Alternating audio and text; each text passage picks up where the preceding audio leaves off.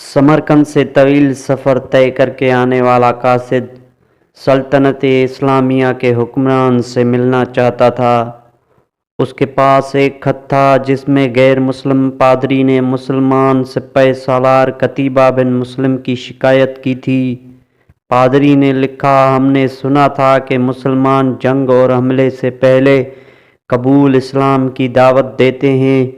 अगर दावत कबूल न की जाए तो जजिया देने का मुतालबा करते हैं, और अगर कोई उन दोनों शराइत को कबूल करने से इनकार करे तो जंग के लिए तैयार हो जाते हैं। मगर हमारे साथ ऐसा नहीं किया गया और अचानक हमला करके हमें मफ्तूह कर लिया गया।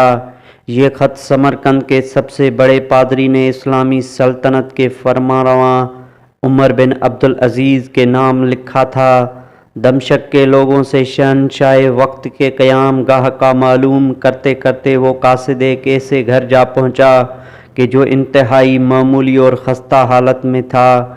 एक शख्स दीवार से लगी सीढ़ी पर चढ़कर छत की लेपाई कर रहा था और नीचे खड़ी एक औरत गारा उठाकर उसे दे रही थी।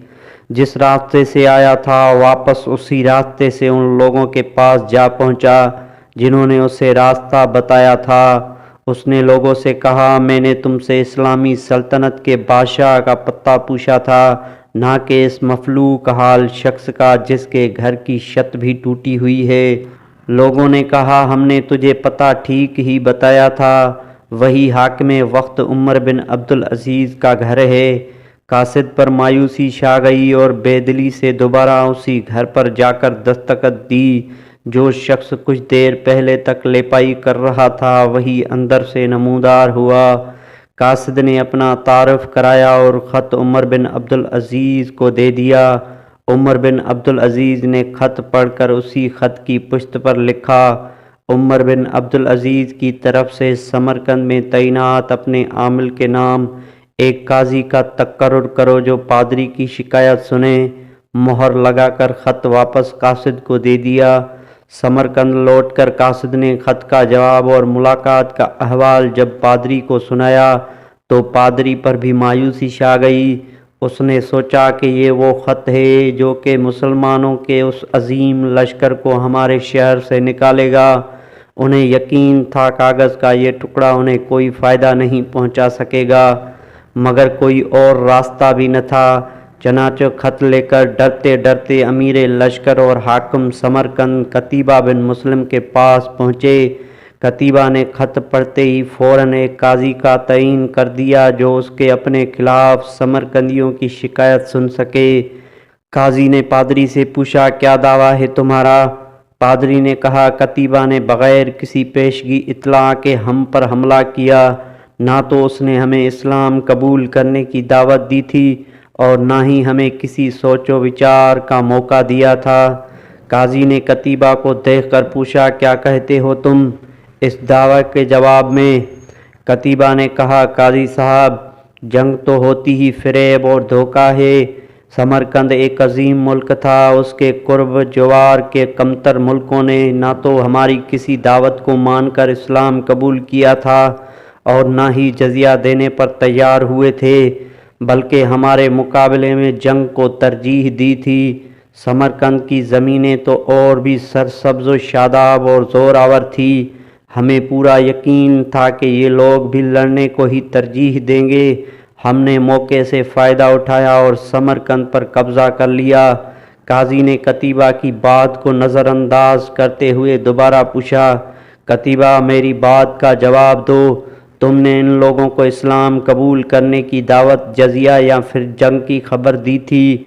कतीबा ने कहा, नहीं काजी साहब, मैंने जिस तरह पहले ही अर्ज़ कर दिया है कि हमने मौके से फ़ायदा उठाया था। काजी ने कहा, मैं देख रहा हूँ कि तुम अपनी गलती का इकरार कर रहे हो। इसके बाद तो अदालत का कोई और काम रह ही नहीं जाता। अल्लाह ने इस दीन को फ़तेह और अज़मत तो दी है अदल व इंसाफ की वजह से, ना कि धोखा दही और मौका परस्ती से। मेरी अदालत ये फ़ैसला सुनाती है कि तमाम मुसलमान फ़ौजी और उनके ओहदेदारान वमा अपनी बीवी बच्चों के अपने हर किस्म की इमलाक और माल गनीमत छोड़कर समरकंद की हदों से बाहर निकल जाएं اور سمرقند میں کوئی مسلمان باقی نہ رہنے پائے۔ اگر ادھر دوبارہ آنا بھی ہو تو بغیر کسی پیشگی اطلاع و دعوت کے اور 3 دن کے سوچ و بچار کے مہلت دیے بغیر نہ آیا جائے۔ پادری جو کچھ دیکھ اور سن رہا تھا وہ ناقابل یقین تھا۔ چند گھنٹوں کے اندر ہی مسلمانوں کا عظیم لشکر قافلہ در قافلہ شہر کو چھوڑ کر جا چکا تھا۔ سمرقندیوں نے اپنی تاریخ میں ایسا کبھی نہیں دیکھا تھا کہ جب فاتح قوم کمزور مفتوح قوم کو یوں دوبارہ آزادی بخشے۔ ڈھلتے سورج کی روشنی میں لوگ ایک دوسرے سے سرگوشیاں کرنے لگے کہ یہ کیسا مذہب ہے اور کیسے پیروکار ہے۔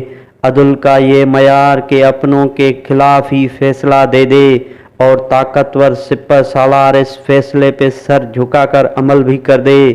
تاریخ گواہ ہے کہ تھوڑی ہی دیر میں پادری کی قیادت میں تمام شہر کے لوگ گھروں سے نکل کر لشکر کے پیچھے سرحدوں کی طرف دوڑے اور لا الہ الا اللہ محمد رسول اللہ صلی اللہ علیہ وآلہ وسلم کا اقرار کرتے ہوئے ان کو واپس لے آئے کہ یہ آپ کی سلطنت ہے اور ہم آپ کی رعایا بن کر رہنا اپنے لیے فخر سمجھیں گے۔ دین رحمت نے وہاں ایسے نقوش چھوڑے کہ سمرقند عرصہ تک مسلمانوں کا دارالخلافہ بنا رہا۔ کبھی رہبر دو عالم حضرت محمد صلی اللہ علیہ وآلہ وسلم کی امت ایسے ہوا کرتی تھی۔